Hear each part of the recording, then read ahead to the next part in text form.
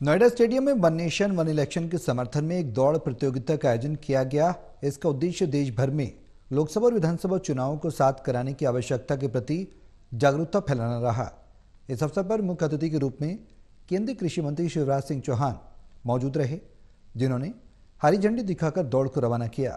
Noida stadium के gate number 5 से दौड़ शुरू हुई, जिसमें हजारों की संख्या में महिला और पुरुष दोनों ने उत्साहपूर्वक भाग लिया। कार्यक्रम के दौरान पूरे इलाके में सुरक्षा के मद्देनजर भारी पुलिस बल तैनात किया गया। शिवराज सिंह चौहान ने कहा कि नोएडा की सड़कों पर नया इतिहास रच गया है।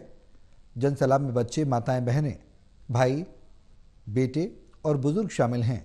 सभी का संकल्प एक है कि बार बार होने वाले चुनाव देश के विकास में सबसे बड़ी बाधा बन गए। चुनाव में पैसा खर्च होता है, आचार संहिता से विकास कार्य ठप हो जाते हैं। नेता और नौकरशाही चुनावी तैयारियों में व्यस्त रहते हैं, जिससे जन कल्याण योजनाएं रुक जाती हैं। बार बार चुनाव में जनता का उत्साह भी कम हो रहा है। अब समय है कि संविधान में संशोधन कर 5 साल में एक बार लोकसभा और विधानसभा चुनाव हों, ताकि देश की प्रगति बाधित ना हो। ये मोदी जी का भी संकल्प है।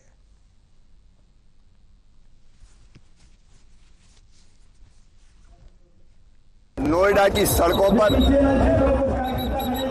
एक नया इतिहास रचा गया है। जन सैलाब उमड़ा है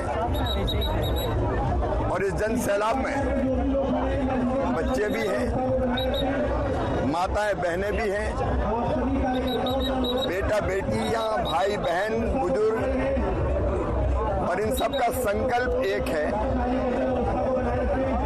बार बार होने वाले चुनाव हमारे देश में 5 साल 12 महीने 365 दिन लगातार राजनीतिक दल और सभी नेता चुनाव की तैयारियों में व्यस्त रहते हैं। ये लगातार होने वाले चुनाव विकसित भारत के निर्माण में, देश की प्रगति और विकास में आज सबसे बड़ी बाधा बन गए हैं। चुनाव होते हैं तो चुनाव पर पैसा खर्च होता है, सरकार का भी होता है, राजनीतिक दल उम्मीदवार अलग खर्च करते हैं। चुनाव होते हैं तो आचार संहिता लगती है, विकास के सारे काम ठप हो जाते हैं। चुनाव होते हैं तो प्रधानमंत्री जी हो, केंद्रीय मंत्री हो, बाकी राजनीतिक दलों के नेता, सांसद, विधायक हो, सब चुनाव वाले राज्य में चले जाते हैं।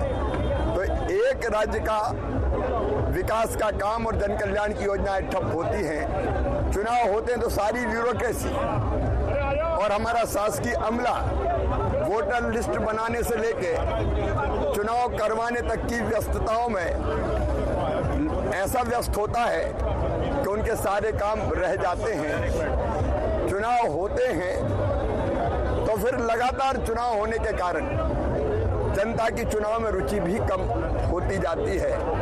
और जब समय आ जाए कि देश की प्रगति और विकास ठप ना हो,